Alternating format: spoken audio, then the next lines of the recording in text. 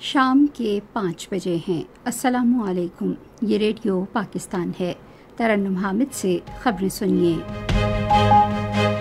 پہلے اہم خبروں کا خلاصہ۔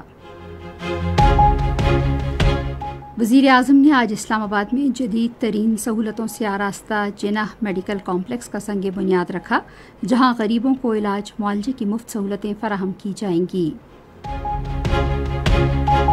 وزیر اطلاعات نے کہا ہے کہ پاکستان تحریک انصاف اپنے پرتشدد ایجنڈے پر عمل درآمد کے لیے ایک پریشر گروپ کے طور پر کام کر رہی ہے۔ پاکستان نے جرمنی کے دارالحکومت فرینکفرٹ میں اپنے قونصل خانے پر انتہا پسندوں کے ایک گروہ کے حملے کی شدید مذمت کی ہے۔ اور بنگلہ دیش کی سپریم کورٹ نے سیکیورٹی فورسز اور طلبہ کے درمیان ایک ہفتے کی پرتشدد جھڑپوں کے بعد سرکاری ملازمتوں کا بیشتر کوٹا ختم کر دیا ہے۔ اور اب خبریں تفصیل کے ساتھ۔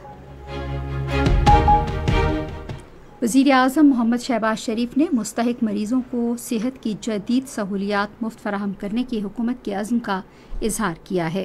انہوں نے اسلام آباد میں جناح میڈیکل کمپلیکس کا سنگ بنیاد رکھنے کی تقریب سے خطاب کرتے ہوئے کہا کہ کمپلیکس علاقے میں بہترین طبی سہولیات فراہم کرنے کا مرکز ہوگا، جہاں مستحق مریضوں کا 100% مفت علاج کیا جائے گا۔ انہوں نے کہا کہ یہ کمپلیکس راولپنڈی، اسلام آباد اور خیبر پختونخوا، آزاد جموں کشمیر اور گلگت بلتستان کے عوام کے لیے اتحادی حکومت کا تحفہ ہے۔ انہوں نے کہا کہ مکمل ہونے پر یہ کمپلیکس دل، گردے، پھیپھڑوں، کینسر اور دوسری مختلف بیماریوں کے علاج کے لیے دنیا کی بہترین طبی سہولیات فراہم کرے گا۔ انہوں نے کہا کہ ہسپتال میں ایک جدید فرسٹ ایڈ ایمرجنسی شعبہ بھی قائم کیا جائے گا اور پسماندہ علاقوں سے تعلق رکھنے والے مریضوں کے لیے ایئر ایمبولینس سروس کی سہولت ہوگی۔ شہباز شریف نے کہا کہ ہسپتال میں ایک نرسنگ اسکول اور لیبارٹری بھی قائم کی جائے گی اور مستحق مریضوں کو 100% لیبارٹری ٹیسٹ کی سہولت دی جائے گی۔ آذربائیجان کے صدر الہام علیوف نے باہمی مفاہمت کے فروغ اور گمراہ کن بیانیے کی روک تھام کے لیے مشترکہ میڈیا ورکنگ گروپ قائم کرنے کی تجویز دی ہے۔ انہوں نے آذربائیجان کے شہر شوشا میں دوسرے شوشا گلوبل میڈیا فورم کی افتتاحی تقریب سے خطاب کرتے ہوئے اس حوالے سے پاکستانی ذرائع ابلاغ کے تعاون کی تعریف کی۔ اطلاعات و نشریات کے وزیر عطا اللہ تارڑ نے کہا ہے کہ پاکستان تحریک انصاف اپنے پرتشدد ایجنڈے پر عمل درآمد کے لیے ایک پریشر گروپ کے طور پر کام کر رہی ہے۔ انہوں نے آج اسلام آباد میں ایک نیوز کانفرنس سے خطاب کرتے ہوئے کہا کہ سیاسی عدم استحکام اور اقتصادی غیر یقینی کی صورتحال پیدا کرنا پی ٹی آئی کا ایجنڈا ہے اور وہ مسلسل ریاست کو نقصان پہنچانے کی کوشش کر رہی ہے۔ انہوں نے کہا کہ بنوں میں پی ٹی آئی کی جانب سے جان بوجھ کر انتشار پھیلانے اور امن و امان کی صورتحال خراب کرنے کی کوشش کی گئی۔ وزیر اطلاعات نے کہا کہ بے گناہ نوجوانوں کو مذموم مقاصد کے لیے استعمال کیا جا رہا ہے، جس کے نتیجے میں انہیں مشکلات کا سامنا کرنا پڑ رہا ہے۔ انہوں نے کہا کہ پی ٹی آئی نے اپنی مدت کے دوران خیبر پختونخوا میں کالعدم تنظیموں، دہشت گردوں کو دوبارہ منظم ہونے کا موقع دیا۔ عطا اللہ تارڑ نے کہا کہ پی ٹی آئی کے بانی کو جیل میں تمام درکار سہولتیں فراہم کی جا رہی ہیں۔ انہوں نے کہا کہ حکومت ملک میں اقتصادی استحکام اور ترقی کے لیے انتھک کوششیں کر رہی ہے اور اس مقصد کے لیے اصلاحاتی عمل پہلے ہی شروع کیا جا چکا ہے۔ پاکستان نے جرمنی کے شہر فرینکفرٹ میں پاکستانی قونصل خانے پر انتہا پسندوں کے گینگ کے حملے کی شدید مذمت کی ہے۔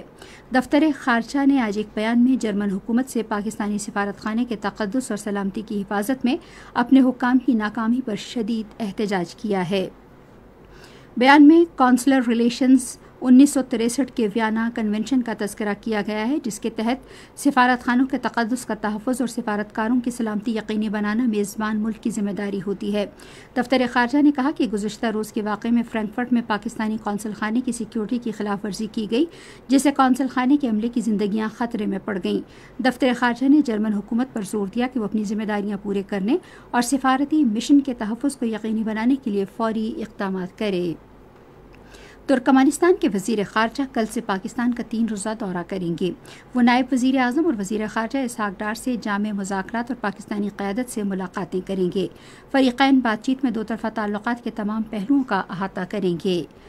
محصور غزہ میں گزشتہ 24 گھنٹے کے دوران اسرائیل کے مسلسل حملوں میں 64 فلسطینی شہید ہو گئے ہیں۔ گزشتہ سال 7 اکتوبر سے جاری اسرائیلی جارحیت میں شہید فلسطینیوں کی تعداد 38,900 سے تجاوز کر گئی ہے۔